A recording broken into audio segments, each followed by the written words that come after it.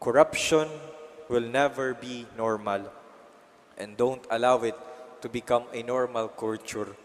Sa ating bayan, madalas nating nakikita at naririnig ang isyu ng korupsyon. Kung titingnan natin, ang ugat ng malaking pandaraya ay nagsisimula sa maliit na bagay. Mga simpleng kasinungalingan, maliit na pandaraya, maliit na pang-aabuso ng kapangyarihan. Kapag nasanay ang tao sa mali, lumalaki at lumalala ito hanggang sa maging kultura ng katiwalian.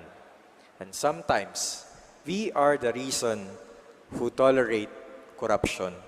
Kaya, walang magnanakaw kung hindi ka rin maghahalal ng isang magnanakaw. Kaya napakahalaga ng sinasabi sa atin ni Jesus, maging tapat sa maliit na bagay. Hindi lang ito tungkol sa pera, ito'y tungkol sa ating konsensya, integridad, at sa ating pananampalataya.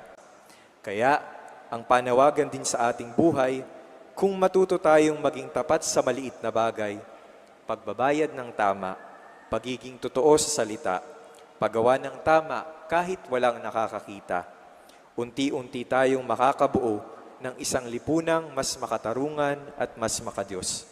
Ngayon, ang tanong sa ating lahat, saan tayo pupulutin kung ang gobyernong ating pinagkakatiwalaan ang siyang kumukurakot?